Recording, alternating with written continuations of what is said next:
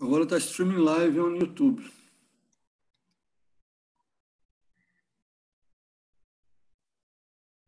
Para mim também está aparecendo. Para mim parece ok agora. Podemos. Boa noite a todos. Pedimos, em primeiro lugar, desculpa. Tivemos alguns problemas técnicos, mas temos esperança que estarão todos superados daqui para frente. Agradecemos a paciência também. Bom, hoje nós damos início ao nosso ciclo de palestras 2020 do Instituto de Estudos Sociais e Políticos da Universidade do Estado do Rio de Janeiro. Esse ciclo era para ter começado presencialmente em março. Infelizmente, pela pandemia não foi possível. Estamos começando hoje, muito felizes com a presença do professor Marco Aurélio Rudiger, que vai ser o nosso primeiro palestrante. E daqui a pouco eu vou apresentar ele com mais detalhes, mas gostaria de passar a palavra ao professor Fernando Fontainha, que vai rapidamente situar com um pouco mais de precisão exatamente o que significa esse nosso ciclo de debates. Boa noite, Fernando. Boa noite, Maurício. Boa noite a todos. Então, em nome da direção do IESP-UERJ, eu gostaria então de declarar reaberto, agora remotamente, o nosso ciclo de palestras. Ele é uma das principais atividades que são bastante tradicionais aqui no IESP-UERJ, no tocante à difusão científica. Então, é uma atividade aberta, é uma atividade onde, tradicionalmente, nós trazemos professores e pesquisadores de pesquisas de grande interesse nas ciências sociais e aberta ao público em geral. Tá? Nós interrompemos essa atividade no semestre passado, porque aqui na casa ela era tradicionalmente presencial, no máximo, com gravação e posterior subida do respectivo vídeo para o YouTube.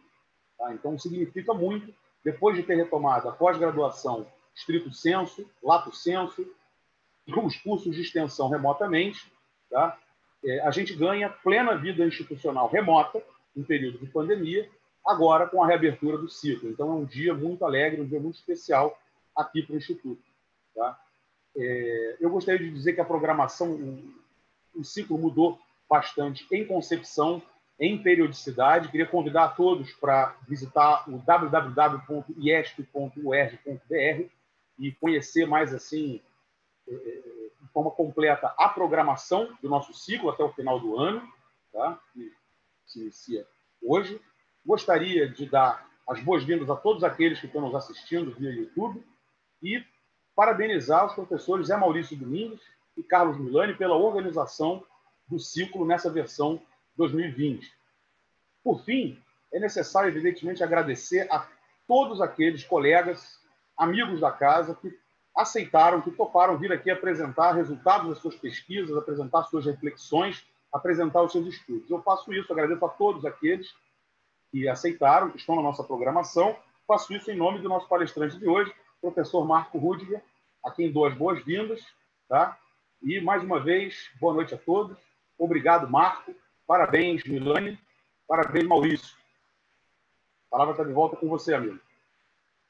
O professor Marco Aurélio Rudiger vai palestrar hoje para nós a respeito de democracia política na sociedade em rede.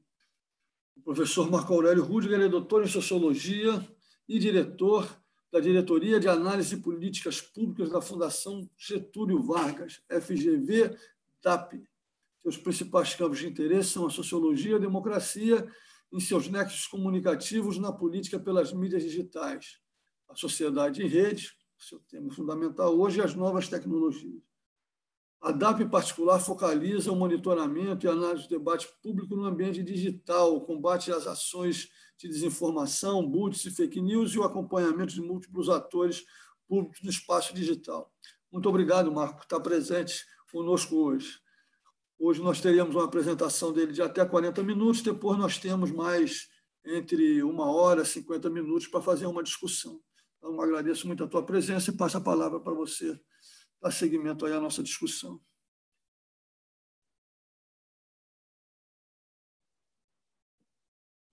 Está sem som, Marco. Ok. Bom, eu queria agradecer ao IESP-UERJ pelo convite, que muito me honra. Assim, eu tenho um afeto muito grande pela casa, afinal, meu doutorado, enfim, foi... Caramba, congelou.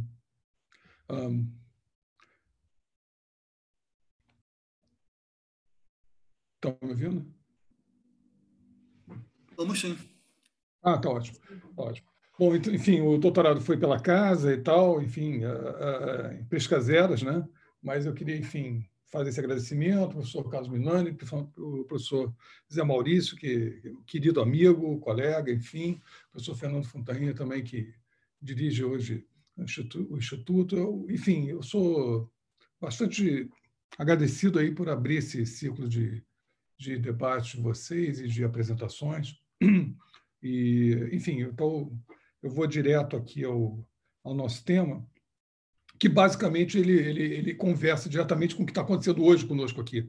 Nós estamos nos reunindo de forma absolutamente digital, né, completamente à distância, numa situação, digamos assim, quase que impensável há 6 meses atrás, e isso, na verdade, acabou precipitando uma série de mudanças que eu acho que são não só pivotais no nosso processo social, mas são absolutamente norteadoras dele todo, têm sido e vão ser cada vez mais daqui para frente, né? Então, o nosso trabalho lá na Fundação Getúlio Vargas, em especial com foco nas redes sociais, se dá nesse sentido e nessa perspectiva. Nós tínhamos essa aposta, digamos assim, né, nosso interesse grande de entender isso como um fenômeno, mas confesso a vocês que não imaginava que a gente fosse ter essa situação que a gente está passando hoje. Por outro lado, que ela é exciting, digamos assim, porque ela cria uma série deixa nos vislumbrar oportunidades muito interessantes no processo social. Então, nosso foco aqui, basicamente, é esse, é o processo social e como é que essa dinâmica é alterada pelas redes sociais. Então, e pela tecnologia em geral da informação. Então, essa confluência, ela parece absolutamente central e basilar em toda a análise política e sociológica daqui para frente, inescapável, como um fator central dessas mudanças, dessas relações. Então, eu não sei se é possível, Lara, botar aí alguns slides já, o primeiro slide, não sei. Se for possível, eu peço. Obrigado, está ótimo. Tá. E, basicamente, eu queria fazer algumas considerações antes de passar para o primeiro slide. A gente vive uma situação bastante interessante em termos da construção da percepção social sobre a política, sobre a pauta pública, sobre a dinâmica social, enfim, em geral. E isso daí tem um nexo muito mais profundo do que a simples utilização instrumental da tecnologia. Eu digo isso porque a gente tem visto uma profusão crescente de análises e trabalhos que não têm uma fundamentação epistêmica e metodológica robusta o suficiente para tentar uma compreensão, ou pelo menos fazer as perguntas certas, digamos assim, ou densas o suficiente para a gente entender a dinâmica social em si, né? Então, uma coisa é ver, digamos assim, quantos tweets alguém está tendo, ou fazer uma análise de campo e tal, isso a gente vai mostrar no decorrer dessa apresentação, mas a outra são as perguntas. Então, eu quero fazer primeiro assim um recorte, deixando muito claro que a utilização desse tipo de instrumento que pode nos servir como uma ferramenta metodológica importante e que tem uma série de implicações quando ela é utilizada, né? Ela pressupõe, antes de tudo, uma perspectiva e uma reflexão epistêmica sobre o que se quer saber exatamente. Isso, obviamente, deveria ser uma coisa comum no método científico, mas o fato do acesso a essas ferramentas abre espaço para uma série de, digamos assim, diletantes e amadores, né, falarem qualquer coisa por aí para os jornais. Então, é uma preocupação que a gente tem muito grande, uma preocupação epistêmica e metodológica do trabalho que nós fazemos lá na nossa diretoria. Eu queria assim deixar claro também um pouquinho em retrospectiva o processo pelo qual nós criamos essa unidade. A gente criou essa unidade na Fundação em 2013 e nosso interesse foi o seguinte, basicamente, se você usar os métodos canônicos de pesquisa social, se você fizer entrevista em profundidade, grupos de foco, surveys, etc., você tem um tempo bastante razoável entre você ir ao campo, colher os dados e tê-los, analisá-los, interpretá-los, e dali você tirar uma série de conclusões. Na melhor das hipóteses, se você pegar um instituto com algum renome, ou com bastante renome, você pega o IBOP, você pega o Datafolha, etc., eles vão levar 2, 3 meses para fazer uma pesquisa, dependendo da amostra, dependendo da distância, os lugares que eles vão buscar as informações, ou se for um survey telefônico, muito mais inseguro, muito mais precário em termos da qualidade do material, da informação que a gente vai recolher dali. Também isso vai ser mais rápido, mas vai ser mais impreciso e, fundamentalmente, a gente acaba deparando com um problema que, com a emanência, digamos assim, da tecnologia em conformidade e em integração crescente com toda a dinâmica social, impulsionando essa dinâmica social, houve também um fato extremamente relevante, que é a compressão do tempo da dinâmica social, da interpretação, da construção de narrativas, da verdade, da pós-verdade, etc. Então, o uso das redes acabou sendo uma escolha não só instigante do ponto de vista de um novo campo se vislumbrando, não necessariamente um novo campo, porque a sociologia já vinha há muitos anos, há décadas, já trabalhando com a ideia de redes sociais, mas a confluência com a tecnologia muda completamente o quadro. Eu estou me referindo no passado, no Granovetter, basicamente, né, The Strength of Weak Ties e outros trabalhos, digamos, similares desse autor e de outros autores, né? A gente vê até referências na economia, o Arrow, por exemplo, falando de redes sociais, enfim, para papers para o Banco Central Americano, etc. Então, enfim, isso já existia, mas não com essa intensidade, não com essa compressão de tempo que nós percebemos e vemos hoje e lidamos com ela. E isso faz com que as ciências sociais, no meu entender, tenha que se apropriar cada vez mais desses instrumentos para construir um saber que, ao mesmo tempo, ele seja denso em termos metodológicos, seja rigoroso, mas, ao mesmo tempo, seja ágil o suficiente para acompanhar uma dinâmica que vai mudando de uma forma acelerada, de forma inaudita na história, né? Então, retomando, basicamente o que a gente faz aqui, esse quadro mostra de forma extremamente sintética o nosso trabalho, né? A gente opera uma integração de vários saberes, né? Eu vou falar sobre isso daqui a pouquinho, um pouco mais, mas, basicamente, a equipe ela é multidisciplinar. É claro que tem um core, digamos assim, que é da comunicação, da sociologia, da política, né? Isso está ali, mas a linguística se tornou um instrumento fundamental, um campo, na verdade, muito mais do que um instrumento fundamental para o nosso trabalho, né? Então, o nosso trabalho ele começa em cima de uma abordagem epistêmica, óbvio, né? E a gente rever, digamos assim, essas questões a partir de uma categorização linguística bastante sofisticada, para só então a gente passar para a coleta e análise dos dados e, finalmente, a análise interdisciplinar ela volta ao final desse processo para tentar dar uma compreensão ou se debruçar, digamos assim, dos resultados que são aferidos a partir desse processo como um todo. Então, esse é um ponto, e eu vou abordar isso logo a seguir. O segundo ponto, e que eu vou abordar nessa sequência, né, vai ser falar um pouco sobre a engenharia da informação e da desinformação, que é um fenômeno que afeta todos nós hoje, que basicamente é disseminação de conteúdos políticos, de narrativas, de fake news na esfera pública em geral. A utilização de estruturas automatizadas ou semi-automatizadas para distorção de percepções ou para propagação de mensagens, digamos assim, em massa, né? E, finalmente, a última parte aqui da nossa apresentação, eu vou mostrar um estudo de caso, vou usar a pandemia, vou mostrar várias análises que a gente fez antes da pandemia e depois da pandemia, né? Mas, basicamente, a pandemia em si, né, e a crise política que nós vivemos hoje, como ela é percebida nas redes, junto com o processo da pandemia. Então, basicamente, esse é o trabalho que eu vou buscar fazer aqui com vocês hoje, e eu espero que eu dê elementos suficientes para vocês poderem fazer uma reflexão e, quem sabe, caminhar nessa trilha que a gente tem feito até agora.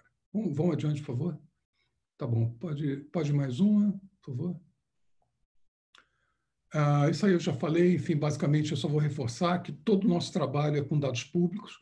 A gente não usa dados privados. A gente tem um controle, a gente está muito aderente à lei de dados, privacidade de dados. A questão ética é importantíssima para a gente assegura e busca, né, até pela coleta, o tipo de coleta que a gente faz é em cima do anonimato de mensagens, a pesquisa é basicamente dados públicos, que são passíveis de serem acessíveis por qualquer usuário. É claro que existe uma série de sofisticações para se conseguir esses dados, enfim, mas basicamente a gente faz um controle extremamente rigoroso sobre privacidade e os dados são totalmente públicos. Então, como eu disse, assim, a gente trabalha numa perspectiva interdisciplinar. Eu não acho que nenhum campo das ciências sociais por si só hoje consiga dar conta da complexidade que a gente está tendo. Então, é absolutamente necessário a junção de sociólogos com cientistas políticos, com comunicólogos, eu diria principalmente com linguistas, mas também eu acho que a antropologia, crescentemente eu chego à conclusão que a antropologia tem uma contribuição importante para dar no entendimento mais complexo e mais profundo de fatos e comportamentos que não emergem com tanta clareza de uma análise de primeiro recorte que nós fazemos. Eu vou falar sobre isso depois. A comunicação e linguística, então, portanto, trabalham juntos e a nossa perspectiva é bastante integrada. Como é que a gente faz a categorização linguística, né? A gente, basicamente, a nossa metodologia, a gente construiu uma metodologia que está publicada, vocês podem ter acesso através do nosso site, né? Basicamente, a gente faz uma construção de identificação e construção desse objeto temático a partir de regras que são preditivas, coleta de informações, que a gente busca através de publicações, metadados, tópicos, em geral, debates. A gente pega, por exemplo, os temas que com frequência mais vão aparecer e, a partir dali, a gente gera uma árvore de temas, ou seja, a gente pega um tema, por exemplo, pandemia, e a gente não faz simplesmente uma extração de dados com um filtro que fale só sobre pandemia, porque dentro de pandemia você vai ter o vírus, você vai ter regras de isolamento, você pode ter depressão em função do isolamento, você pode ter, enfim, vacinas por localização, a discussão ser recortada pelas diferentes esferas, pelo governo federal, pela esfera estadual, pela esfera municipal, regionalizado. Então, é óbvio que, dada a característica, digamos assim, complexa da língua do país, termos regionalizados também têm que ser percebidos e incluídos dentro de uma estrutura de categorização linguística. Então, essa, digamos assim, é o grande filtro que tem que ser cautelosamente construído, evitando ao máximo problemas de viés. Então, aqui um exemplo, né? Por exemplo, basicamente, um diletante queria só saber sobre economia, no máximo, pegaria um tema específico, por exemplo, câmbio, ou pegaria, sei lá, o dólar, ou inflação, né? E, na verdade, quando nós fazemos uma análise sobre economia, a gente abre no primeiro nível, essa árvore que vocês estão vendo aí, né? Falando das agências econômicas, institucionais, temas associados a isso, ainda que não seja estrito senso da economia, e a gente abre num segundo nível essa árvore, né? Por exemplo, no caso aqui, agenda econômica, né? Ajuste fiscal, crise dos estados, desburocratização, FGTS, empreendedorismo, enfim. Então, o dicionário linguístico, os filtros, eles vão, na verdade, operar em cima dessa chave de segundo grau, podendo recorrer a um nível mais elevado para agregação e síntese, e, finalmente, a gente tem um quadro geral da economia como um todo. Então, como vocês veem, é um trabalho que tem uma complexidade, digamos assim, bastante interessante e ao mesmo tempo, robusto. Aí é o exemplo de de uma regra linguística, né? São duas regras linguísticas, na verdade. A primeira sobre privatização e a segunda analisando a indústria. A gente colocou coisas mais assim, não tão vinculadas à política ainda nesse momento, para não criar nenhuma sensibilidade, mas, basicamente, vocês podem ver aqui privatize, aqui logo à esquerda, né? Or, estatize, or. Esses são os conectores lógicos, vão fazendo a junção de todas essas palavras ou termos, enfim, ou corruptelas, inclusive, da língua portuguesa, que podem estar sendo utilizadas com bastante frequência, são incluídas também, né? Claro que dentro da significância que elas têm, de fato, nós sabemos disso, e com esse tipo de filtragem a gente consegue uma altíssima precisão no nosso resultado, e a partir daí a possibilidade de analisar com bastante rigor. Aqui são as etapas de aplicação da pesquisa, né? Basicamente, são toda análise de bancos de dados, os bancos de dados e extração de dados que são disponíveis, dados disponibilizados, né? A partir dali, a gente faz uma identificação do objeto semântico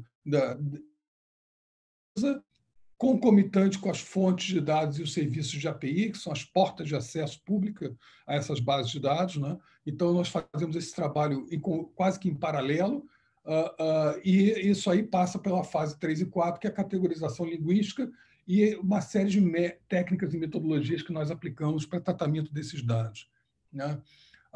No final, os resultados, mensuração, enfim, etc. E os outputs são vários, principalmente, no nosso caso, uma coisa que nós criamos e nós determinamos, chamado Sala de Democracia Digital, que qualquer um pode acessar e ela vai ser revitalizada agora a partir de um trabalho que nós estamos iniciando. Vou falar um pouco agora da engenharia da desinformação. Vamos em frente. Basicamente, esse digamos assim, esse é o ecossistema central de plataformas, né? Aqui no centro a gente tem as principais que todo mundo lida: Twitter, WhatsApp, sites, blogs, YouTube, Facebook. Eu diria que o Instagram é bastante... Hoje eu puxaria o Instagram, que está aqui nesse canto direito aqui da minha tela, né? Mais para o centro também, integrando esse ecossistema. E, lateralmente, você tem aqui o TikTok, você tem o Gab. O Gab é esse sapinho aqui. Isso é, basicamente, notoriamente, uma plataforma social, de rede social de direita, de extrema-direita, né? Com pessoas do mundo todo interagindo ali, mas notadamente mais norte-americana, né?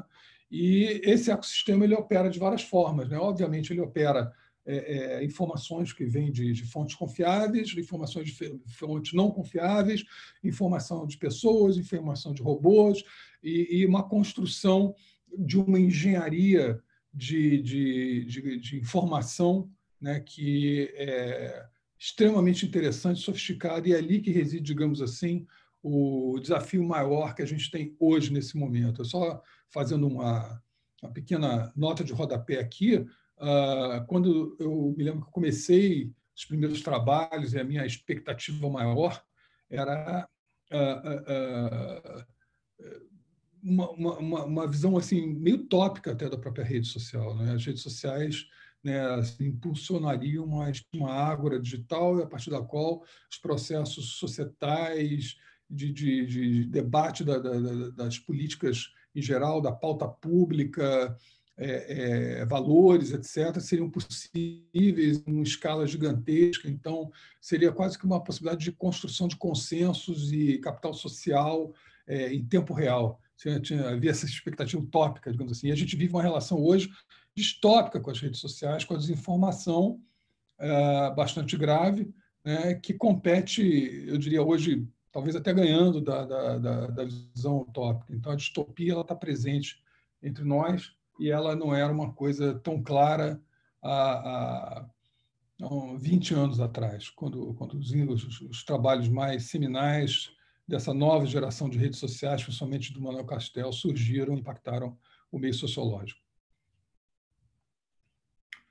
Bom, isso daqui é o impacto da desinformação. Basicamente, a gente está fazendo uma simplificação, é claro, né? Mas, né, você tem várias polarizações que podem ser formadas, e, em geral, são formadas. Em alguns casos, excepcionalmente, isso não acontece. Em alguns casos, isso não acontece. Eu vou até citar um, mas basicamente, quando a gente fala da polarização, né, a polarização ela é construída a partir da confluência de conteúdos anônimos com conteúdos explícitos. O que eu chamo conteúdos anônimos? São pessoas, ou são bots, ou são avatares, enfim, que não são claramente percebidos, né? O conteúdo explícito é quando todo mundo se identifica e sabe quem é. Isso daí, esse conjunto de informações ou desinformação, né? E aí é importante entender que parte da ideia de fake news não quer dizer que seja totalmente mentirosa, muitas vezes são informações que têm uma parte de verdade, que são deformadas ou são amplificadas ou são distorcidas com o intuito de gerar outro tipo de informação, mas algum tipo de verdade eventualmente pode acontecer, mas, enfim. E daí são disseminadas por redes de automação, são os bots, basicamente, né? São exércitos de bots, né? Ou influenciadores de comunidades, e também por ciborgues, que são aqueles bots que, às vezes, operam de forma automatizada. Eu estou falando assim, o impulsionamento de mensagens, de centenas de mensagens em segundos, né? Ou que seria um bot, digamos assim, tradicional, ou bots mais sofisticados, que às vezes são automatizados, e são pessoas que, de fato, estão operando até para disfarçar hoje a percepção de que aquilo é uma conta totalmente automatizada. Então, por exemplo, quando a gente vê assim, botômetros e mecanismos de mensuração de bots automáticos também, eles são bastante imprecisos porque eles não conseguem fazer essa análise de quando, de fato, é um bot ou não, em casos de bots mais sofisticados.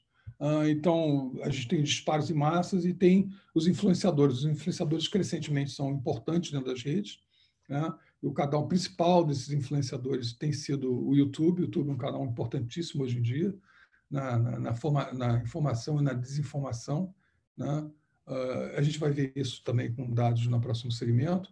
Mas, basicamente, o impacto que se espera é isso daí, de distorção através de hashtags, links, ataques, difamação. As redes de WhatsApp são fortes para difamação, mas eu acrescentaria que as redes de WhatsApp também são muito fortes para a disseminação de uma doutrina dentro de uma visão política específica para a militância, que depois transborda, porque o WhatsApp não é uma rede social em si, é um meio de mensagens, né? Mas como ele pode ter uma versão pública, essa doutrina, digamos assim,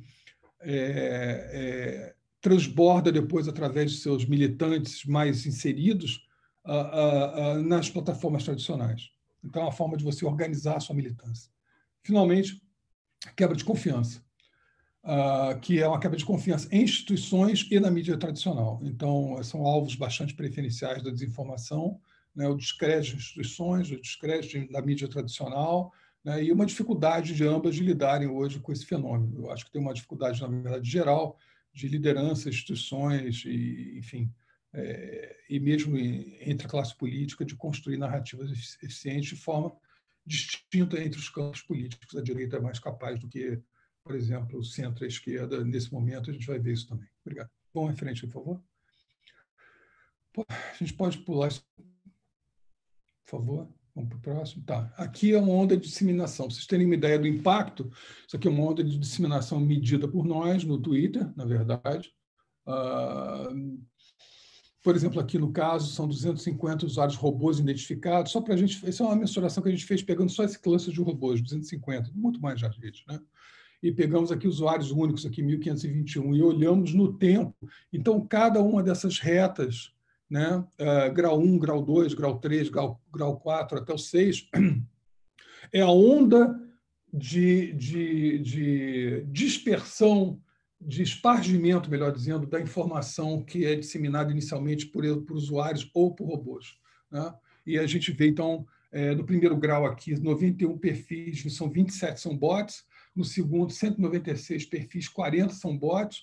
No terceiro grau, onde chega o máximo de impacto, né, 235 perfis, 48 bots. Não, perdão, e o quarto grau, 479 perfis, 108 bots, e depois de um tempo isso vai diminuindo dentro da rede. É como se fosse uma onda que ela vai vindo leve, cresce, depois ela quebra e tem aquela espuma no final. Basicamente é isso que ocorre, só que ocorre em tempo real. Então, a gente está falando disso em minutos, segundos, etc. Então, a gente tem posts em menos de um segundo, isso é uma característica da automação. A utilização de plataformas de administração de contas é uma outra característica, na verdade, fundamental, né? Porque, enfim, existe toda uma engenharia por detrás da desinformação, ou da informação, enfim, não importa, mas assim, da informação política, da informação da cultura, da destruição de uma pessoa, ou da construção de uma imagem, ou a construção de uma narrativa mais complexa, e que pode ir sucedendo, não crescendo, inclusive de narrativas, né? Então, tem uma ciência por detrás desse processo, e, finalmente, uma disseminação em massa. Vamos em frente? Tá, isso aqui é uma rede... deixa eu tirar isso daqui. Isso foi em 2014, durante as eleições, né? A gente já vê o processo de polarização aí bastante grande, e esses pontos rosa que vocês devem estar vendo são basicamente os bots que estão já agindo, isso na época da Dilma contra o Aécio, né? Na campanha presidencial da Dilma contra o Aécio em 2014. Né? Então, já havia um processo de polarização, ainda não tão acentuado, mas já havia esse processo, né? E os bots já permeavam a rede como um todo. 16, a gente vê um processo parecido nas eleições. Aí, no caso, tem João Dória, Celso Russomano, Fernando Haddad, isso aí é um foco muito grande. A Prefeitura de São Paulo, a gente tem uma estrutura também bastante polarizada, ainda não tão radicalmente polarizada como a gente viu na última eleição presidencial, mas a gente vê uma produção... a presença de bots em vários campos, né? E eu não estou aqui endereçando a autoria desses bots a nenhum dos candidatos especificamente, né? Assim, não se sabe exatamente. É possível buscar de onde vêm essas autorias, a gente tem visto isso, esse processo tem sido incremental em termos assim, da capacidade de análise da origem, mas não é o objetivo do nosso trabalho é mais... O interesse aqui é o interesse da percepção do processo social e da influência desses campos, desses atores, e mesmo os bots são parte desse processo de entendimento dos campos e do tensionamento entre agrupamentos e classes políticos. Então, para nós, interessa muito mais como fenômeno em si da política do que como uma questão legal. Então, vamos em frente. Então, agora aqui, em 2017, isso aqui é forma trabalhista. A gente viu esse problema acontecendo também. Vamos em frente, por favor. E aqui onde eu queria chegar, 2018, isso aqui são 15 dias de eleição. Tá? 15 dias que nós pegamos a eleição. E a gente está falando aqui num acompanhamento de 4,1 milhões de tweets, de retweets, na verdade, em que a gente identificou 13 mil bots. E essa era a situação já na época, com uma radicalização gigantesca dos polos, os polos se configurando de forma completamente à parte, né? A gente vê quase não tem nada aí no centro, né? E aqui eu tenho mais ou menos pelos campos o quanto operou de bots vinculados a mensagens direcionadas aos campos políticos. De novo, não estou dizendo que nenhum desses partidos que operou aqui nesse processo eleitoral foi o responsável estrito por esse número de bots, estou dizendo só que eles existiram, e isso foi uma coisa que, inclusive, foi apresentada na CPMI, no Congresso, por mim. Vamos em frente? Tá, então, a questão da pandemia política nas redes, vamos em frente. Isso daí... Então, o que a gente tem aqui, basicamente, nesse debate, a gente vê aquela polarização que se manteve em 2017, 2018, com muita radicalidade, 2019 se manteve no primeiro ano do governo atual, do presidente Bolsonaro. A gente viu, em 2020, essa polarização se romper. Pela primeira vez, desde 2013, que o processo foi se acirrando, a gente viu essa polarização se romper. Como uma outra nota de rodapé, apenas durante o processo de impeachment, num determinado momento, a gente viu todos os campos basicamente se unirem. Foi bastante curioso, a maioria se unia, um grande centro se unia, e as polaridades ficarem fracas. Isso foi um trabalho até que nós publicamos, saiu no Financial Times, depois a gente publicou em outros lugares, enfim. Mas, assim, naquele momento foi de uma enorme rejeição ao establishment, em geral, da política por todos, digamos assim, todos os atores. Foi um momento de descrédito muito grande na política e no processo político. Então, isso foi uma coisa bastante relevante, mas desde então a polarização se manteve, se acentuou.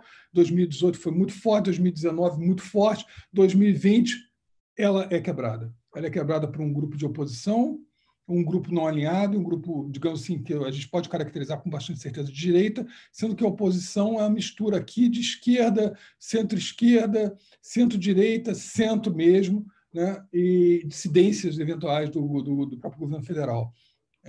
Vamos adiante, por favor? E isso se deu dentro dessa sequência de eventos aqui, né? Então, a gente marcou alguns, 24/3, pronunciamento do Bolsonaro em rede nacional, foi um pronunciamento bastante ruim, foi negativo para o governo, impactou muito toda a esfera pública de discussão, e isso gerou esse início, digamos assim, desse rompimento, dessa hegemonia da direita sobre a centro-direita. A centro-direita refluiu, foi uma espécie de um swing vote, um retorno ao centro, né?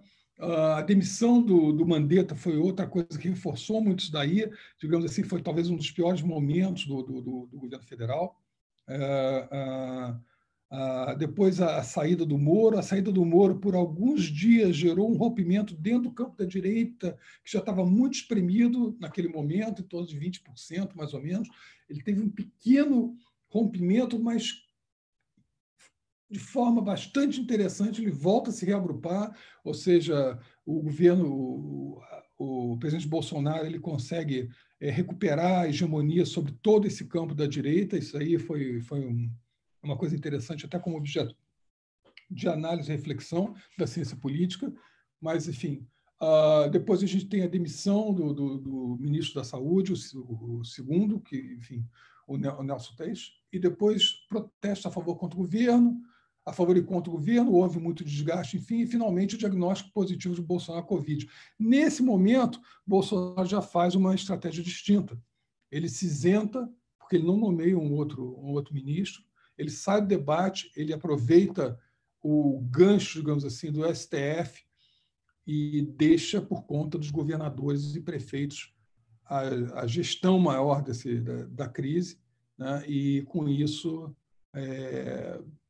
ele faz, digamos assim, uma recuada do protagonismo desse processo.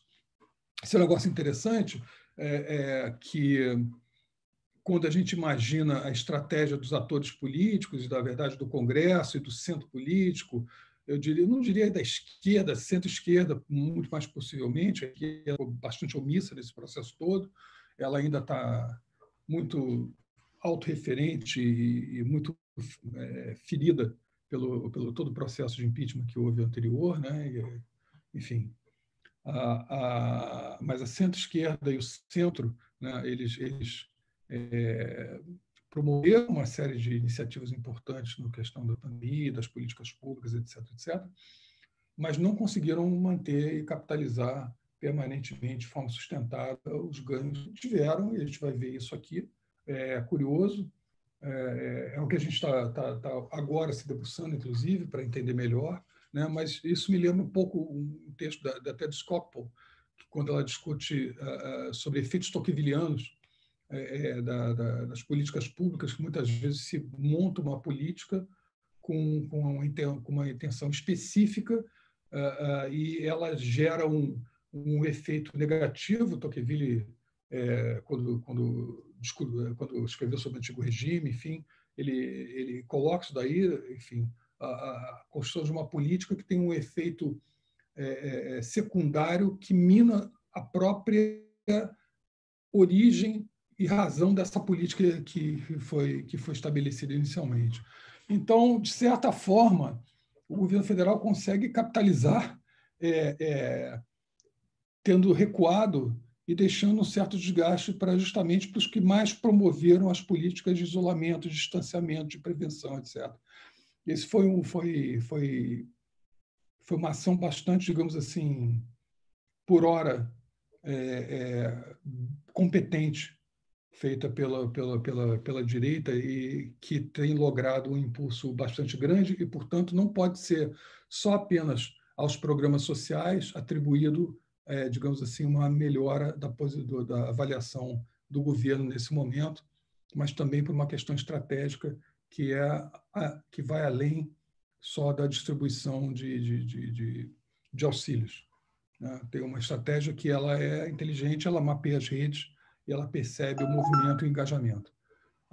Então, quando a gente olha aqui, enfim, estou já me aproximando do final da discussão, né? Assim, a gente vê diversos, aqui azul é basicamente a base de direita, mas a base de direita ela tem uma coisa muito interessante, porque o engajamento entre ela é muito forte, ela é extremamente coesa, ela não se desmembra, ela não ocorre nesse contexto, digamos assim, o que ocorre com o centro, que uma parte se desgarra e volta, ela é muito coesa o tempo todo, isso é uma questão interessante também, isso remete a uma discussão de identidade, de mensagens, de visões.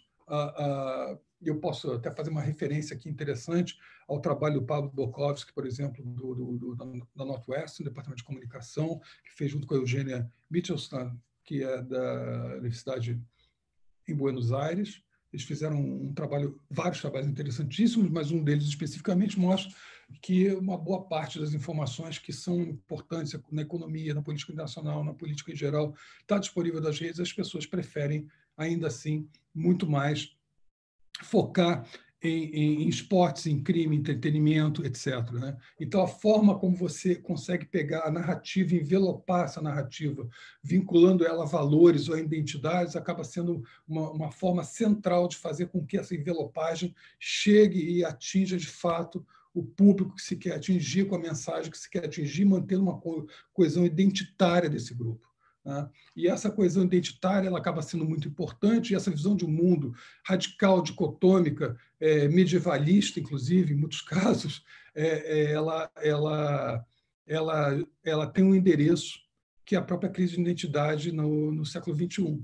O deslocamento das pessoas em função do mercado de trabalho, que elas não estão preparadas para o mercado de trabalho que está vindo, só porque está indo embora, então o desemprego altíssimo e acaba sendo estrutural, né? Uma questão de valores, a questão da globalização, tudo isso é muito intimidador, tudo isso gera muito medo, é muito mais fácil ver o mundo em preto e branco, é muito mais fácil ver o mundo de forma simplificada, e é muito mais reconfortante você, através das redes, encontrar pessoas que podem compartilhar e exponencializar percepções, preconceitos, diferenciações, a radicalidade da distinção entre você e o outro acaba se exacerbando, inclusive, não só para manter a sua unidade, mas também para dar uma significância desse lugar que você ocupa. E aí eu acho que a antropologia pode dar alguns insights muito importantes. Mas esse, enfim, é o quadro que a gente tem de uma enorme complexidade que me parece que o centro político e a esquerda não conseguem compreender. Então, a gente tem um paradoxo no país, que a mensagem política mais reacionária, ela é melhor envelopada e utiliza melhor as tecnologias do século XXI, e a outra mensagem política que é pior envelopada e não usa com tanta eficiência as ferramentas do século XXI é aquela justamente que aponta para alguma possibilidade de um futuro, digamos assim, mais vinculado às linhas de possibilidades de construção de novas vinculações e possibilidades no mundo do século XXI. Então, essa é uma distinção interessante. Eu vou dar um exemplo para vocês, 2 exemplos rápidos. O primeiro, por exemplo, no caso, a Anitta. Se vocês pensarem a questão da pauta ambiental, a pauta ambiental ela tem uma complexidade enorme, ela tem implicações hoje internacionais, econômicas, fora as próprias implicações ambientais em si, né? E hoje, quem mais consegue vocalizar e representar essa pauta é a Anitta. De longe, a Anitta é a pessoa que consegue mais impacto quando fala sobre a causa ambiental, porque a envelopagem que ela dá, a imagem que ela tem e a forma como ela lida com isso tem uma entrada, tem uma perpassa, digamos assim, toda essa esfera de forma muito mais eficaz e encontra um eco muito maior, fura a própria bolha, digamos assim, dos ambientalistas. Ela vai para muito além, fala para vários públicos diferenciados dentro dessa estrutura em rede geral. E isso é um fato interessante que deveria ser melhor percebido. Antes de eu ir nesse gráfico aí, eu queria só voltar no anterior, por favor. Eu queria falar aqui também do Felipe Neto. Felipe Neto ele foi importantíssimo, né? Ele consegue também fazer isso, e não é à toa que Felipe Neto foi atacado violentamente nas redes sociais, a partir, principalmente, não só dos posicionamentos dele, mas principalmente depois que ele fez aquele editorial lá, ao vivo, digamos assim, né, gravado, para o New York Times, né, porque ele conseguiu passar a mensagem, ele conseguiu estourar a bolha, né? E o ataque a ele não foi um ataque só pela posição dele, porque as posições que ele tem, outros têm também na rede, mas foi pela capacidade dele de conseguir envelopar e perpassar os limites de uma bolha político-ideológica e atingir outros campos dentro da rede. Isso hoje, eu diria, quem faz com eficacidade, digamos assim, em geral, eu não encontro isso de uma forma impactante ainda no centro e na centro-esquerda e na esquerda. Não, nada é igual à direita, ainda que tenha esse núcleo aí, eles conseguem chegar no centro, eles conseguem costurar uma série de apoios, e eles conseguem principalmente manter o core deles unido de uma forma muito, muito integrada. Né? Eu vou falar de mais um caso mais à frente. Vamos passar aí, por favor. Eu já estou terminando, quero terminar isso aqui para dar espaço. Isso aqui são 3 meses e meio de evolução do Twitter. Isso aqui é todo o debate do Twitter da pandemia no Twitter, né? Esses picos aqui, a gente tem aqueles pontos que eu me referi anteriormente: pronunciamento do presidente, demissão do Sérgio Moro, depois engajamento de grupos contra e favor nas ruas, né, pelo isolamento social ou contra o isolamento social, a questão econômica também ela desponta aqui, e finalmente confirmação do diagnóstico positivo do presidente. Esse gráfico tem uma coisa importantíssima, não só várias coisas importantes, ele não só mostra uma série de picos, etc., que podem ser vinculados à concretude da vida pública, digamos assim, né? Dos momentos, digamos assim, mais marcantes, pivotais do nosso processo político, mas ele tem uma coisa importante: vocês podem ver que os picos vão diminuindo. Se eu traçasse uma reta aqui de 24 de abril a 7 de julho, eu veria uma reta descendente, o que significa uma certa normalização da ideia da pandemia e das convulsões, digamos assim, da dificuldade que o governo central teve nesse processo, e essa normalização ela é favorável, digamos assim, ao governo federal, e o governo federal está conseguindo entender esse trend e operar em cima disso com maior eficacidade. Não só ele opera bem na mensagem, mas ele opera bem na postura política, como a gente vê no Congresso. Vamos em frente aí, por favor. Aqui são os diferentes grupamentos, digamos assim, político-ideológicos da rede. O azul é a direita. Vocês podem ver que ela não é majoritária, mas ela é constante. Ela basicamente se mantém, ela é resiliente, né? E a gente vê aqui em amarelo, isso é bem interessante. O amarelo é a base partidária de oposição, mas ela é muito flutuante. Ela é muito flutuante. E essa flutuação, principalmente do centro, né? E, portanto, ela é passível de cooptação dependendo da conjugação do cenário político que venha a se dar nos processos eleitorais que vão se seguir agora. Então, isso é bastante interessante. E, é claro, tem um grupamento não alinhado que é bastante significativo, que pode ser também cooptado dependendo de como ficar as situações, principalmente em situações polarizadas de segundo turno. Dependendo de como for a conformação, a gente tem quase que um jogo dado. Então, isso é um dado bastante importante também. Vamos em frente, por favor. Eu vou passar isso aí, senão não vai dar tempo. Vamos em frente. Vamos em frente também, por favor. Mais um, por favor. Mais um. Mais um, por favor. Mais um. Pode ir à frente, por favor, Lara. Eu queria falar das outras redes, na verdade, mas mais um, eu acho. Isso, próximo. Tá, aí eu estou falando um pouco das outras redes. O YouTube é a grande, eu diria para vocês que é a grande rede, não só porque pega muito também os jovens, mas o YouTube tem uma coisa interessante, porque as pessoas não querem ver um debate político, porque pode se achar enfadonho, em geral acham tarde, em geral né? E as pessoas simplesmente preferem ver depois no YouTube. E quando vão ver no YouTube, eles vão ver, talvez em total, mas muito provavelmente vão ver sínteses, e essas sínteses são feitas de acordo com quem fez a síntese, né? Então, o YouTube tem essa característica. Fora isso, o YouTube também tem uma característica grande de influenciadores e canais independentes poderem surgir, poderem contar a sua versão dos fatos, da história, ou criar narrativas que simplesmente não condizem com a realidade, mas apelam e são simples e são fáceis na forma de se entender e, portanto, atingem e modificam a percepção da cidadania, né?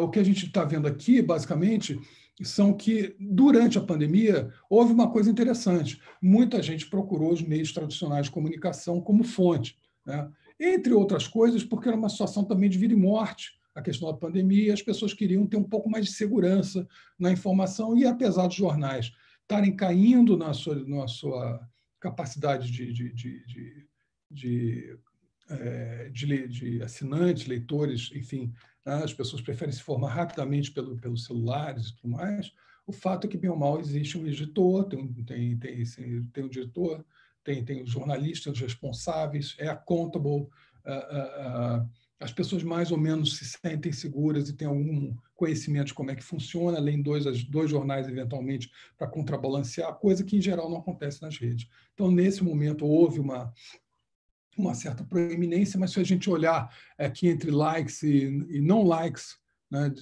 a gente tem uma situação bastante, muito embora muito visto, uma desconfiança bastante grande de fontes que são fontes mais confiáveis do que blogs ocasionais em que ninguém sabe quem financia, quem monta, quem dirige, quem é o diretor, quem é o editor, etc. Não sabe nada. Pode passar, por favor? O WhatsApp, eu não preciso falar muito, o WhatsApp não é uma plataforma, mas ela faz circular desinformação, ela orienta a militância, ela constrói pós-verdades, ela desconstrói verdades, e ela é utilizada, e aqui a gente tem alguns títulos, assim, médico responsável por superdosagem de cloroquina que matou pacientes e é petista. A China vai se lascar de verde e amarelo. A gente vê o impacto que isso tem, né? Índia arrasta a China a tribunal por guerra biológica. Então, tudo isso não são verdades, mas, uma vez colocadas no ar, elas são assimiláveis, principalmente se a pessoa busca um mundo que é preto, branco e não tem tons de cinza no meio, não tem nenhuma outra coloração, e de dar uma certeza de lugar no mundo. Vai em frente, por favor. O Instagram é interessante também. Quem é o rei no Instagram? Business, né? Formato business. O business ele tem uma capacidade de alcance, digamos assim, muito maior do que uma conta individual, né? Basicamente, você tem que se credenciar para ser business, você pede para ser business, enfim. A direita dá um banho no Instagram. Para vocês terem uma ideia, o João Dória no Instagram não é um perfil de business, né? Eu estou falando de um político de centro extremamente com uma estrutura robusta no entorno dele, e ainda assim comete esse erro, né? E a gente olha aqui uma série de influenciadores com perfil no Instagram, e basicamente a direita é bastante proeminente nesse campo também. Então, a gente tem essa situação curiosa que eu apontei atrás. Mais uma, por favor. Bom, e por fim, é o último slide. Eu peço desculpas aí pela demora e pela eloquência, mas basicamente isso aí é a Sala Democracia Digital. É um lugar que a gente juntou todas essas informações e faz um acompanhamento não só das eleições, mas também do processo político em geral, gerando reportes e tal. Então, nossa base está toda ali, as pessoas podem consultar. Muito em breve, todo esse site vai ser reformulado dentro de uma nova proposta ambiciosa que nós estamos fazendo, e que vai mudar completamente a nossa forma de trabalho em muitos aspectos, mas em outros, principalmente metodológicos, etc., isso serão mantidos com certeza. Queria agradecer mais uma vez e pedir desculpas, que eu acho que eu me estendi demais. Marco, muito obrigado pela sua palestra interessantíssima. Não se estendeu, não. Bom, eu conheço o trabalho da DAP, tive o prazer de trabalhar com vocês lá em algumas ocasiões. E agora eu tenho certeza que daqui a pouco a gente vai discutir coisas mais conjunturais, mas eu queria te fazer uma pergunta de fundo, a partir um pouco desses dados aí, porque o que você mostra para a gente é um pouco que você mostra, obviamente, claramente que a direita e a extrema-direita, em particular, tem tido uma capacidade de colonização das redes sociais muito superior a que o centro e a centro-esquerda, ou a extrema-esquerda, ou a esquerda, sei lá, de qualquer outra força política e cultural tem tido. Agora, a gente pode pensar nisso como alguma coisa que tem a ver com certas dificuldades desse período histórico que a gente está vivendo. Por outro lado, algumas dessas mídias, como o WhatsApp ou como o Instagram, são mídias em que, de uma maneira geral, é muito fácil, se não necessariamente é o caso, você trabalhar com mensagens muito curtas e muito pouco argumentativas. Né? Obviamente, isso favorece algo que se caracteriza como a forma de articular o pensamento da extrema-direita, que é jogar no irracionalismo, não é isso? Você trabalha com pequenas ideias fora de contextos, que podem ser verdadeiras ou apenas meio verdadeiras ou totalmente falsas, o que faria com que essas mídias fossem, em princípio, muito mais abertas à militância da extrema-direita e à forma de pensar da extrema-direita do que das outras forças políticas. Será que isso explica, em parte, a ausência ou a dificuldade dessas outras tendências na comunicação através das redes sociais? Ou você imagina que haveria outras formas de engajamento com as mídias sociais que não são redutíveis ou que não se reduziriam a esse tipo de pensamento mais esquemático e pouco argumentativo? Então, antes de passar a discussão aos colegas, eu quero aproveitar na minha posição aqui de mediador para te colocar essa questão de uma maneira direta. Olha só, o que os trabalhos hoje na área de comunicação estão mostrando, assim, de forma bastante contundente, é que as pessoas usam o celular basicamente não é para alcançar um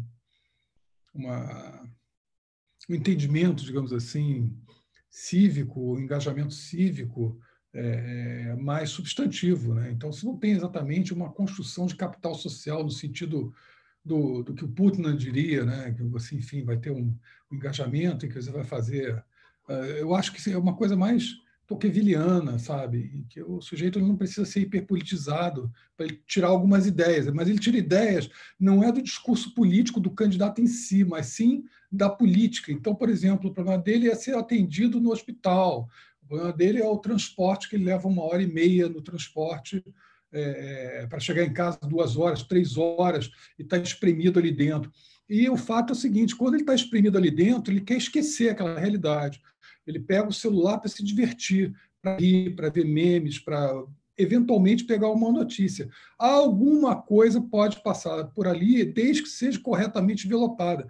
A questão que eu acho que se coloca é aqueles que se preocupam com a qualificação do debate público, né, com a política em si, com a construção de algum tipo de capital social político, vão ter que conseguir envelopar bem a informação de uma forma mais inteligente, mas com algum conteúdo que não seja desinformação, entendeu? Porque a desinformação ela é absurda. Eu mostrei alguns exemplos ali, guerra bacteriológica entre a Índia e a China, isso não existe, entendeu? Então, eu acho que a questão, por exemplo, você pega... Eu vou voltar ao Felipe Neto. O Felipe Neto é um sujeito que consegue passar uma mensagem política e, ainda assim, ele fura a bolha, né, e falar a linguagem que as pessoas no dia a dia estão ouvindo. Não adianta ter um discurso absolutamente com milhões de números, com milhões de análises e tal, e que não chega no cara, entendeu? Não chega no cidadão. Então, tem um problema aí de se entender que a pessoa, em geral, prefere ouvir notícias de esporte, saber sobre o tempo, ver um meme, ver uma coisa engraçada e entender que, por outro lado, tem um problema grave de identidade, tem um problema grave do sujeito desconfiar da política, desconfiar dos políticos, tem uma desconstrução da esfera pública nesse sentido, uma desconstrução da democracia. E é muito simples, o problema da democracia, porque ela não está me entregando o que eu preciso. O problema é da esfera pública, os políticos não são confiáveis, os jornais não são confiáveis, né? O debate público não é confiável, todos mentem. E aí você cai numa situação dicotômica e radicalizada. Quando falam que o Bolsonaro é um mito, eu acho que essa coisa é uma coisa importante para a gente entender melhor, nós cientistas sociais. O mito é algo que se joga contra Alcide é um mito, por exemplo, né? No final, o cadáver dele serve como uma bandeira para assustar os mouros, etc., né? O mito vai contra tudo, então fica difícil você desconstruir mitos. Obrigado, Marco. Nós temos uma pergunta do professor Carlos Milani, nós temos uma pergunta do professor Fernando Fontainha e o Raul Nunes está perguntando também. Eu vou fazer a pergunta dele e depois o Milani e o Fernando colocam as suas questões. Tá? O Raul está perguntando assim: boa parte do sucesso da direita, na verdade é a continuação da minha pergunta, boa parte do sucesso da direita nas redes tem a ver com práticas vis, ataques e conspirações dos influenciadores com capital social prévio. Como a esquerda poderia ter sucesso nesse contexto? Seria uma continuação da minha pergunta. O Fernando e o Milani têm cada uma pergunta. O Milani começa, depois o Fernando faz a dele. Tá ok? Ok.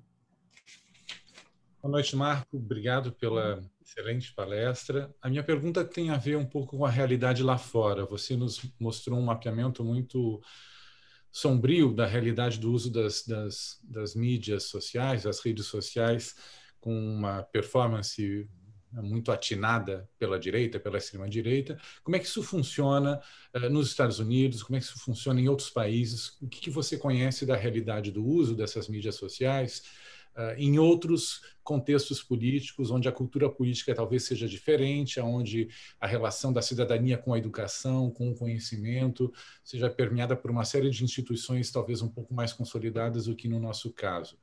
O caso brasileiro, ele é singular ou ele é comparativamente semelhante ao caso de outros países na sua leitura? Fernando, você, por favor.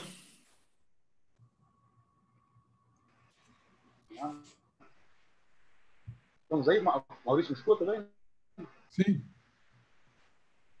Marco, obrigado pela excelente palestra, extremamente instigante, não tem como estar mais colada na atualidade, mas, assim, eu acho que são reflexões muito parecidas. Eu tenho uma pergunta metodológica, mas que vamos dizer assim, um pouco mais formal, mas eu não sei quanto eu estou na esteira das demais perguntas, mas eu acho, eu também estou muito instigado. Essa pergunta do Milani, ela é interessante, porque a gente tem uma experiência do Brexit, nós temos polêmicas envolvendo questões parecidas com a eleição do Trump, tem o caso também do plebiscito colombiano, né, que se crê aconteceu algo parecido, né, o plebiscito do armistício das Farc.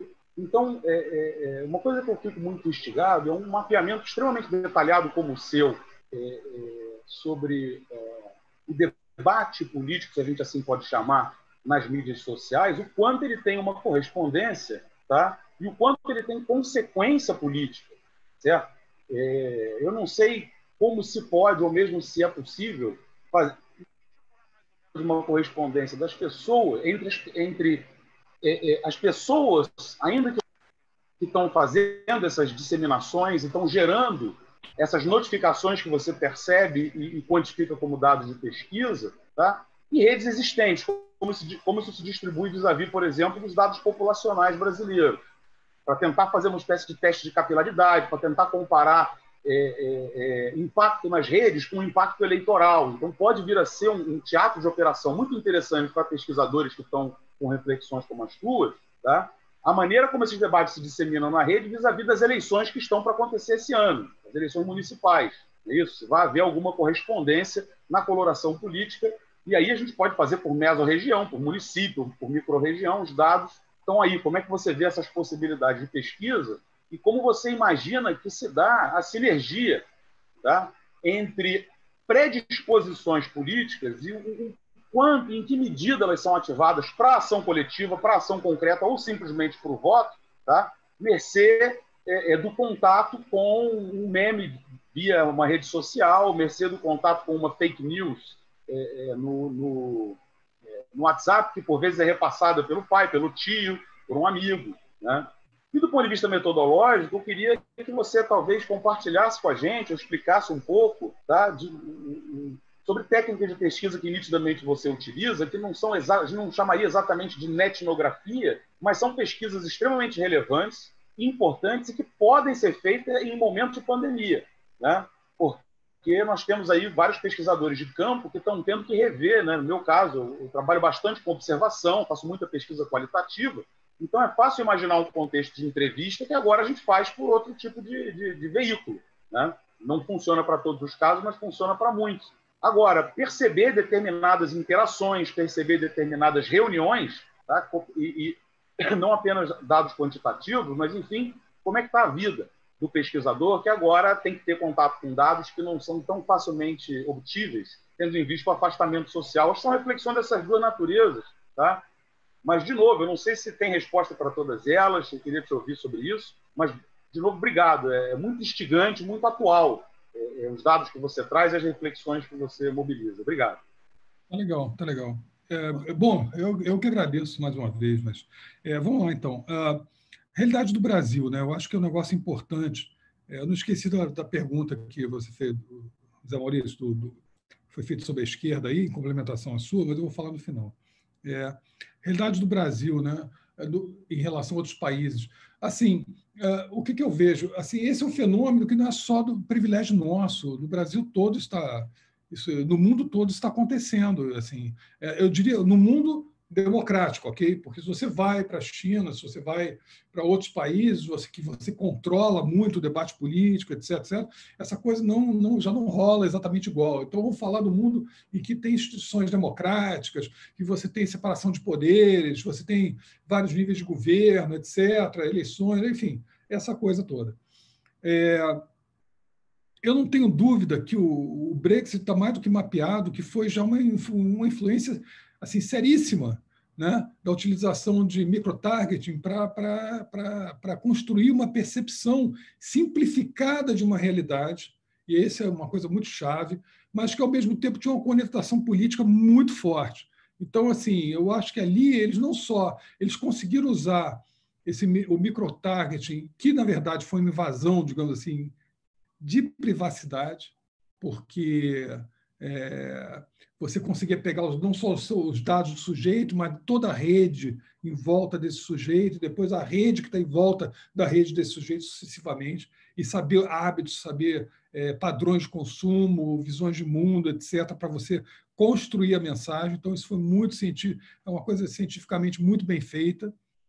Então, ali é um problema, foi um problema, e esse problema redundou na separação de um pedaço importante da economia da União Europeia, né? Então, não é um fenômeno nem um pouco desprezível. No caso, obviamente, dos Estados Unidos, bom, não precisa dizer nada, o Trump, enfim, usa com extrema perícia esses meios, e hoje começa a Convenção Democrata, né? E é muito interessante, porque é a primeira vez que a Convenção Democrata não acontecerá presencialmente, vai ser virtual, né? Eu acho que hoje é um dia muito interessante para a gente observar como vai se dar isso e como vai ser. E você já tem uma situação em que o Partido Republicano já compra, digamos assim, a parte de cima de quando você abre o YouTube, já vai se ver ali em cima a propaganda do Partido Republicano.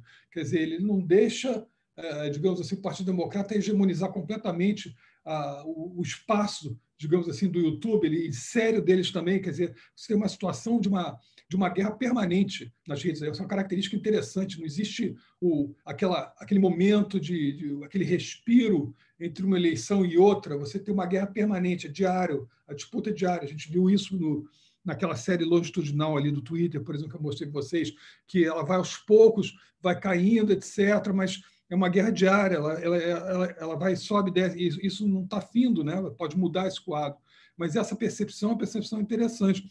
E você tem outros países que estão preocupados com isso, por exemplo. A Alemanha é um país muito preocupado com isso, né? A Alemanha é muito preocupado com o surgimento de uma direita. As redes deram para a extrema-direita uma possibilidade do sujeito sair do armário. O cara atomizado sentia constrangimento. O cara nas redes, ele sente unidade de grupo. Então, ele pode se expor, ele sai do armário, ele coloca para fora e ele é incentivado a isso, e depois ele magnifica, inclusive, as suas próprias opiniões aos poucos. Então, a gente viu outro dia em Berlim uma manifestação que não foi das maiores, comparado com outras pró-democracia, mas existiu, né? Então, a gente está vendo esse fenômeno no mundo inteiro. Eu acho que é uma questão das democracias, é uma crise das democracias.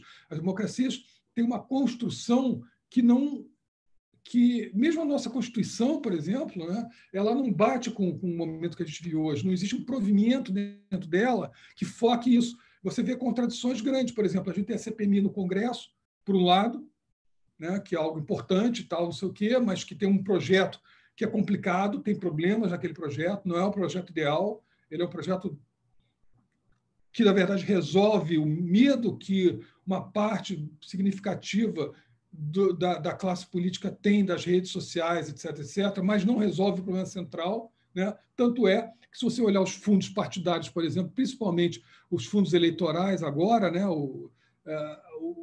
os recursos prevêem a utilização e impulsionamento nas redes. Então, o parlamentar vai poder pegar dinheiro e fazer o impulsionamento da proposta dele nas redes, né? E, ao mesmo tempo, quer conter as redes. Então, você tem uma... mas eu quero conter as redes sobre fake news. Bom, mas fake news é uma coisa debatível, né? Claro, você tem um limite da tolerância em relação da tolerância ao intolerante, né? Isso está no Popper, isso está no Rawls, que a gente pode trazer e fazer essa discussão, e ela é importante para burro. Mas o fato é que as pessoas têm espaço para um outro tipo de discussão. Então, tem uma contradição ali. Se você falar para o Congresso, vamos botar todo o dinheiro que vai ser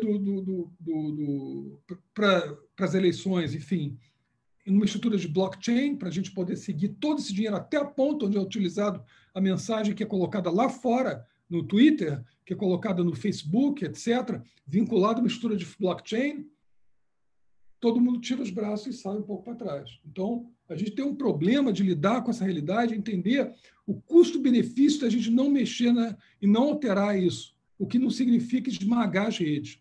Eu não estou falando isso.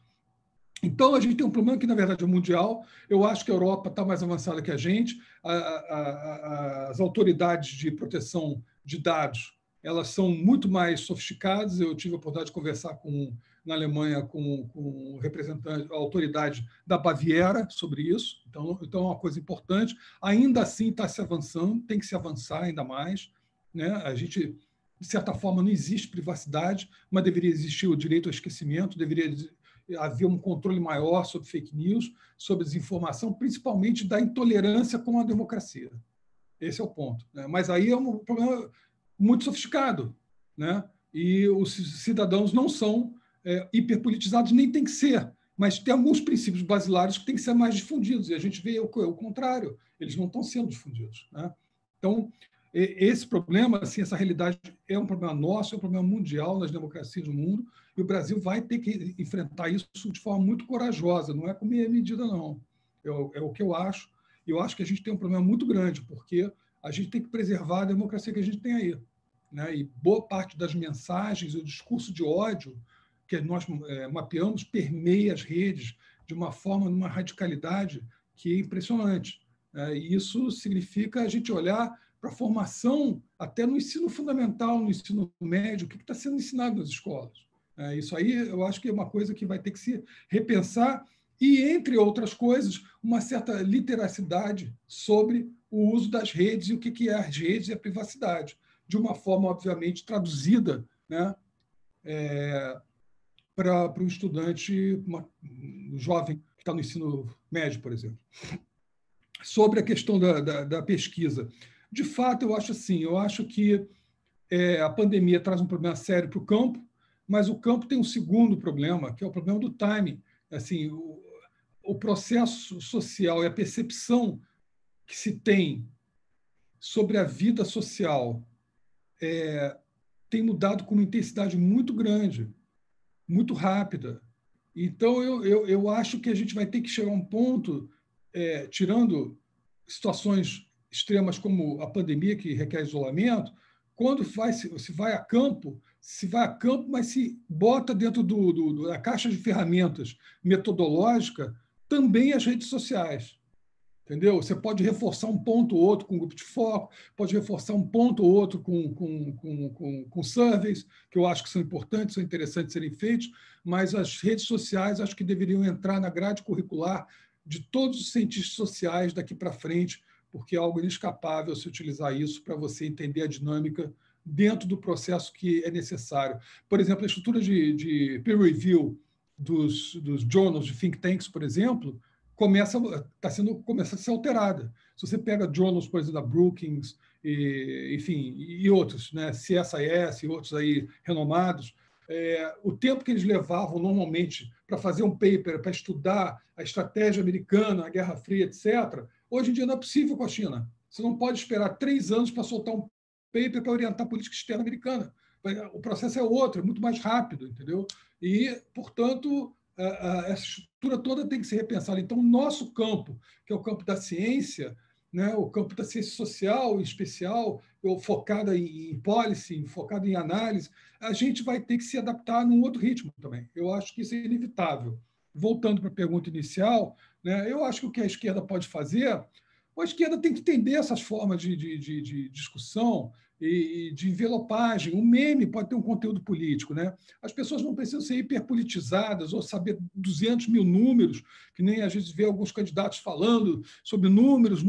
As pessoas não... Entendeu? Não é isso. Isso não quer dizer que diminua as pessoas sejam menos do que isso. Simplesmente elas não têm, elas querem seus direitos básicos. E a gente tem que discutir em cima disso, porque se a democracia não entrega direitos básicos, como é que a gente vai fazer uma discussão mais complexa? Para que a gente vai fazer uma discussão mais complexa? Entendeu? Eu acho que fundamental isso é entender que tem espaços pelos quais o discurso da desconstrução da democracia, do descrédito das instituições, ele acaba entrando, são rachaduras, e são rachaduras que a elite política tem que entender que joga contra elas no tempo. Elas vão ser crescentemente questionadas porque o discurso de ódio que permeia as redes é antidemocracia e é anti-política. Entendeu? Então, se você é antipolítica, você é pró-guerra e pró-confronto. Se você é pró-guerra, pró-confronto, você pode imaginar uma situação em que a política ela acaba sendo esmagada. Então, é do interesse também da classe política ter um entendimento que não é só episódico da eleição, mas é estratégico em relação ao seu próprio papel e seu futuro, né, e da própria estrutura de direitos que foi construída no Brasil.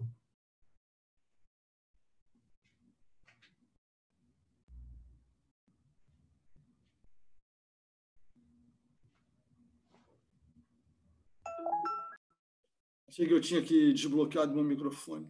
Eu tenho mais 2 perguntas aqui. Uma é do professor Roberto Dagnino, que será um dos nossos palestrantes mais adiante. E ele pergunta se é possível dizer que os robôs pagos pela direita foram decisivos para a derrota da esquerda em 2018. A Gabriela Caruso nos pergunta quais os ganhos e os perigos do projeto de lei 2630 de 2020 relativo à disseminação de fake news.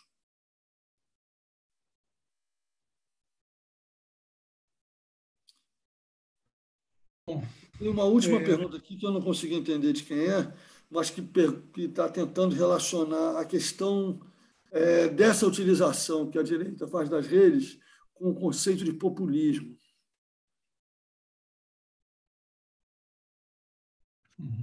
Tá bom. Olha só, assim, sobre a questão dos bots, assim, teve bots para tudo quanto é campo, ok? Em primeiro lugar é isso. Não acho que só a direita usou bots, não. E assim, nossos mapas aí mostram isso. Né? Então, esse é um ponto. Primeiro ponto. Agora, eu acho que ela é muito mais eficiente e provavelmente usou muito mais bots que qualquer um usou, assim, esmagadoramente. Mas, enfim, não é só um privilégio da direita, digamos assim. Eu não acho que foi decisivo os bots, acho que o que foi decisivo foi a mensagem. Entendeu? Acho que a mensagem que é o core da vitória da direita nas eleições. Entendeu? E é a mensagem associada a falhas, digamos assim, que foram estratégicas e estruturais da própria esquerda, entendeu? Então, em primeiro lugar, tem que se reconhecer que a esquerda errou, a esquerda não tem dificuldade de reconhecer, mas ela errou, né? Ela não compreendeu o momento político, ela não soube usar as redes, ela não construiu alianças maiores com o centro, etc., etc. Eu vou fazer aqui a crítica da esquerda, né? Mas eu não posso dizer que a direita ganhou por causa de bots, seria uma simplificação fazer isso. Professor, eu acho sim que, na verdade, é a mensagem. É a mensagem, a forma como ela é construída, a forma como ela chega e os pontos que ela toca, né? No caso, os bots e os grupos de WhatsApp e outras coisas do gênero, elas amplificam isso de uma forma gigantesca. Mas se a mensagem não tivesse sentido no contexto mínimo, e eu não estou dizendo que ela é a solução, ela é a verdade, etc., talvez não fizesse um nexo com alguma coisa da vida do cidadão comum, eu acho que o homem comum, a gente tem que olhar muito isso, né? Com a expectativa do homem comum, né? Não teria furado as bolhas, entendeu? E eles furaram as bolhas. Então, se eles furaram as bolhas, é porque havia um espaço para isso. Havia um ouvido, um ouvir desse negócio. Havia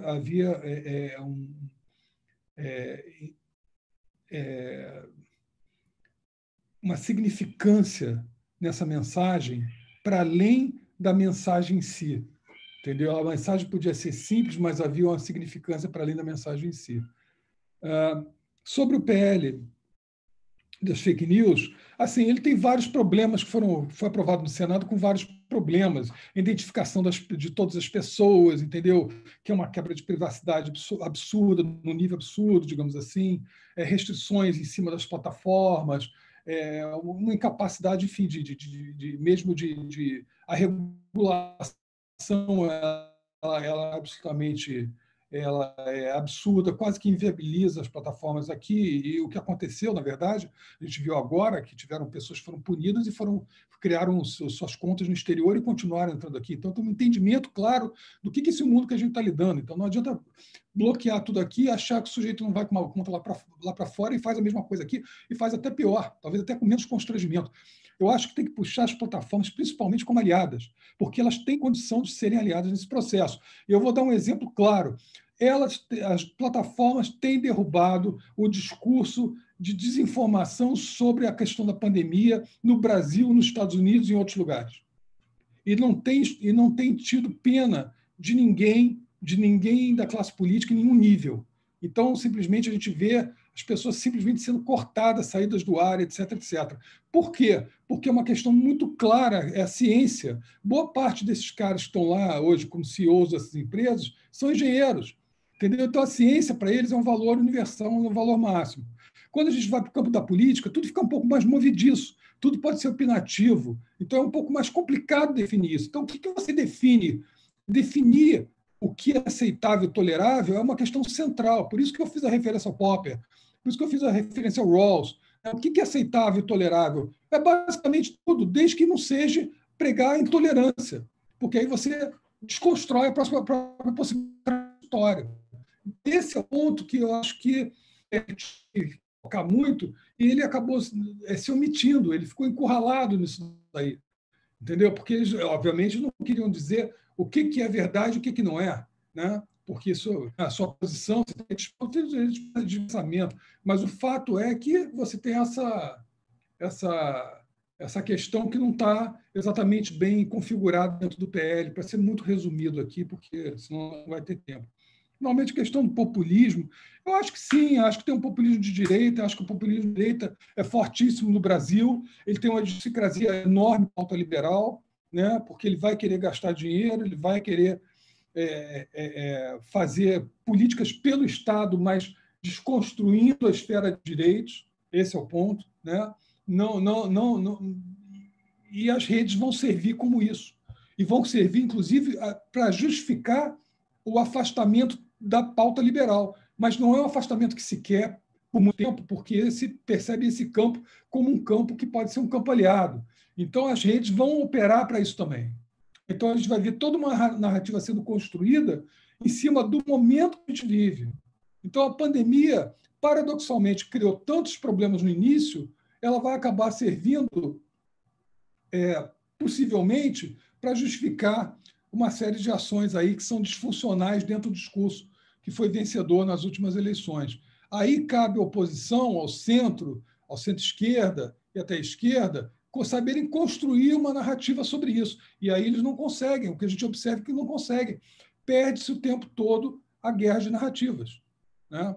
E eu acho que isso é um problema, talvez até geracional, não sei. Eu acho que existe um problema aí de incompreensão. Por isso que eu falei na antropologia, tem uma questão cultural muito profunda aí que não está bem resolvida. Um descrédito, por exemplo, nas últimas eleições, das redes como instrumento fundamental, uma priorização da televisão, tanto pela esquerda quanto pelo centro. Um erro brutal. E isso tinha sido apontado há muito tempo. Eu próprio falei isso para a Veja, para outros lugares, há anos atrás.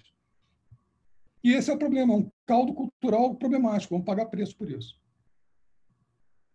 Você está respondendo a pergunta que ainda não fiz, porque o Renato Dagnino seguiu a questão dele sobre essa capacidade da esquerda de envelopar uma mensagem contra-hegemônica e relativamente mais complexa através desses novos canais de comunicação. Pelo que eu estou entendendo, você está dizendo que a dificuldade continua a ser imensa, né? Então, a coisa não está com a cara muito boa, né? Esse é mais ou menos, eu acho que esse é o seu argumento, né, Marco? Nós não temos no momento mais nenhuma pergunta, mas também nós já estamos, são 8 horas da noite, a nossa ideia era seguir até às 7h30, né?